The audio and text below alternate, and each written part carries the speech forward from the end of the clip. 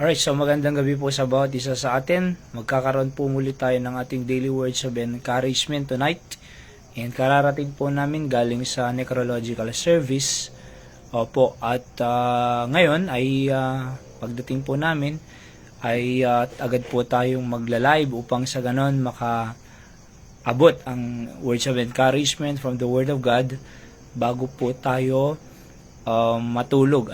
Kaya po natin tinawag itong daily words of encouragement sapagkat maaring bawat isa sa atin ay dumaan sa discouragement sa maghapon.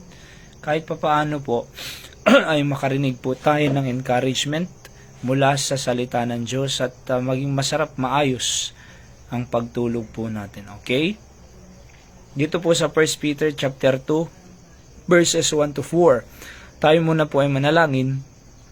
Kilang Diyos, pagpalaan niyo pong pag-aaralan namin ng inyong salita. Sa lahat ng nakikinig, naway ma-encourage sila, matuto ng prinsipyo niyo muli, at meron silang maisabuhay for their family. Patawad po sa kasalanan, ito po ang aking dalangin sa pangalan ni Jesus. Amen. Okay, 1 Peter chapter 2 verses 1 to 4.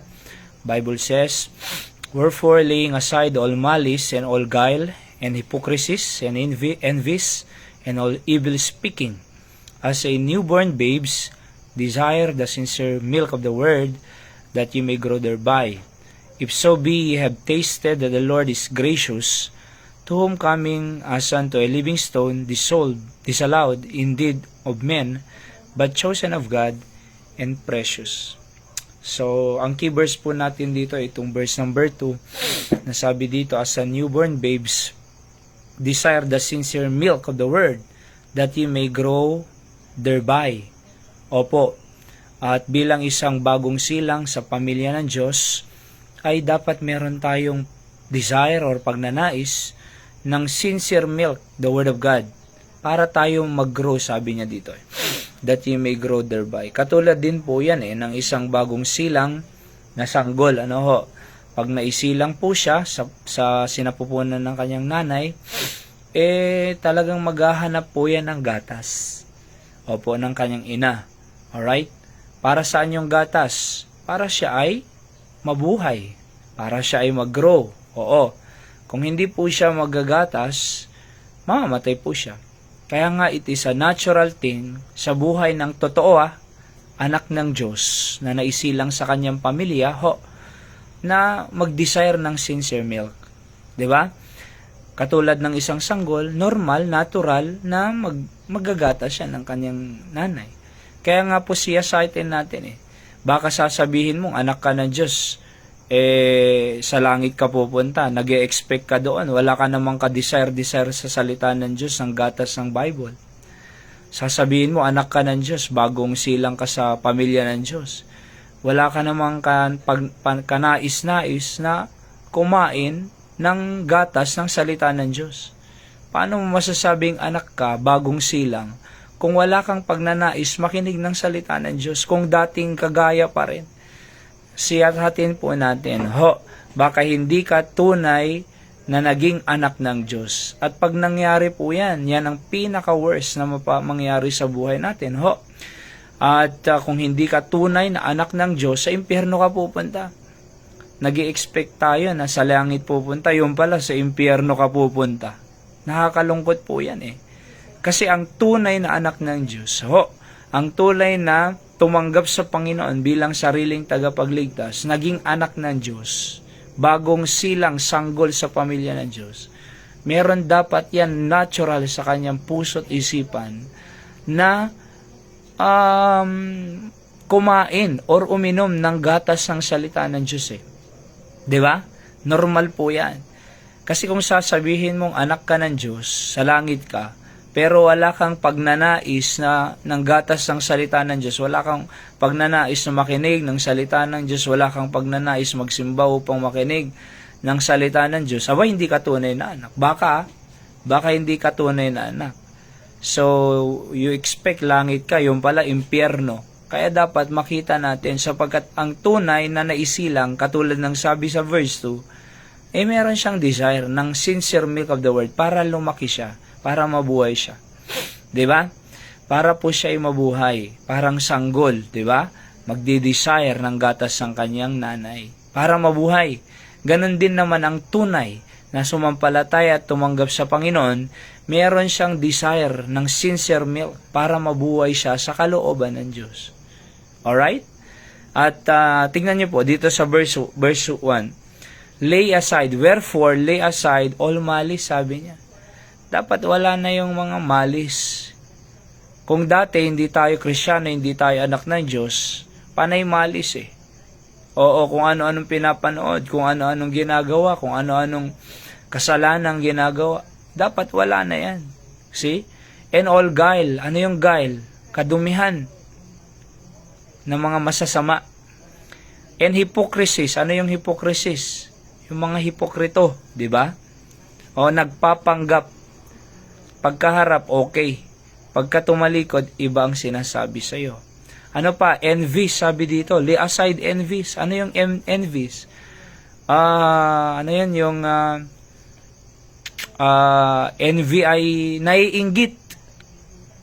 Tayo po, kung anong pinagkaloob ng Diyos sa atin, matuntento tayo. Pasalamatan natin yan, kahit maliit na bagay. Treasure natin yan. Oho, gamitin natin yan. Palakiin natin yan. At pasalamatan natin sa Panginoon. We have contentment. Oho, hindi yung, uy, may laptop sila, uy, may cellphone sila, uy, may flat screen sila, uy, dapat ako meron din. So, naiinggit. Oho, alam niyo po, ang naiinggit, nagnanakaw, pumapatay, katulad kay Joseph. Nagtangka yung kanyang mga kapatid na patayin si Joseph. Kaya nga tinapon siya doon sa balon Pero sabi ni Reuben, benta na lang natin. Di ba? So binenta. Bakit naisipan ng kapatid ni Joseph ng ganon? Kasi dahil sa envy, basahin niyo po, Book of Genesis. So envy, kaya nga po, dapat wala po sa atin ang inggit. Kasi ang Diyos naman, sapat naman ang binibigay para mabuhay tayo ng maayos at marangal, payapa, masaya, maayos sa Panginoon, malapit sa Kanya. Sapat naman di ba? So, dapat lay aside envies and all evil speakings, yung masasamang pananalita. Kaya nga po, dapat iniiwasan na natin yung paninira ng kapwa nating tao. Hindi po yan ang duty natin. Ang duty natin bilang Kristiyano ay ipahayag ang pananampalatayang tinanggap natin ng kaligtasan. Kung paano tayo binago ng Diyos, kung paano tayo biniyayaan ng Panginoon.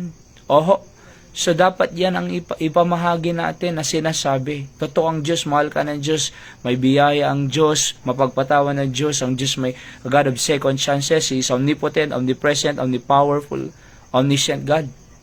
Dapat yan ang binabahagi natin Oho, hindi yung evil speaking. Kasi kung evil speaking, naninira, nakikichismis, parang wala kang pinagkaiba sa unbeliever, sa mga taong walang Diyos, di ba?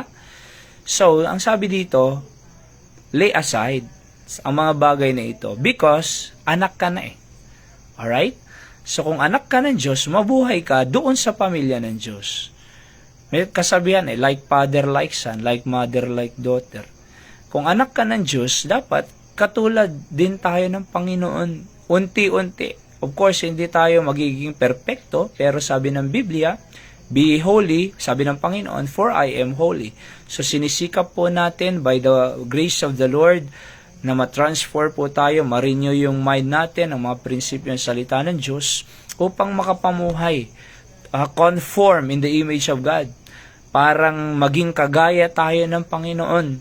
Di perfecto, pero change life na tinatawag. Yan po yan Verse 3, if so we have tasted that the Lord is gracious.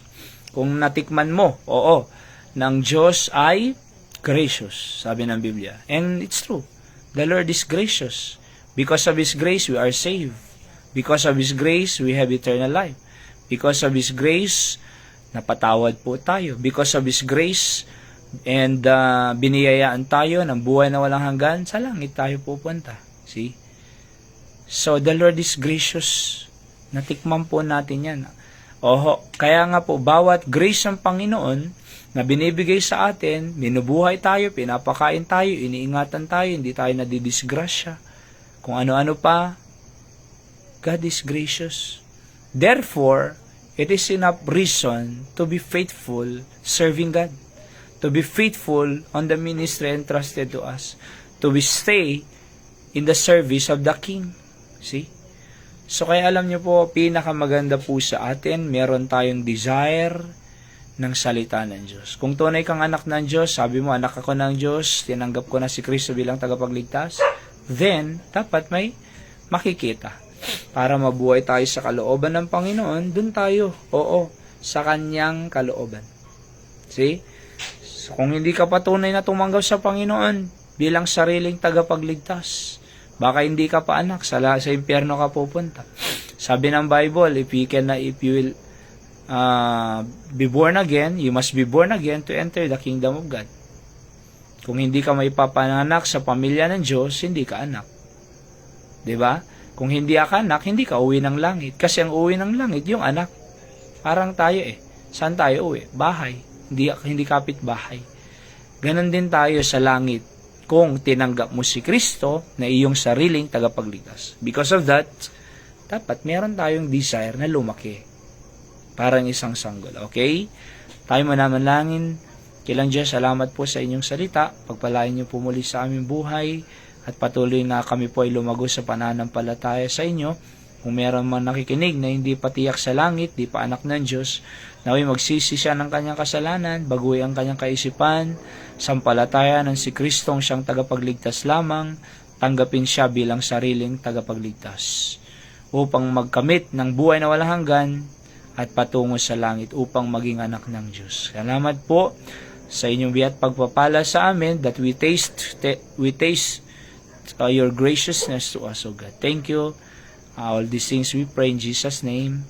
Amen. So, lahat po ng nakikinig, saan man po kayo naroon, Ilocos Norte, Ilocos Sur, Pangasinan, sa Asia, sa Amerika, ang Diyos pong magpala sa atin. See you po on our next episode. God bless you po.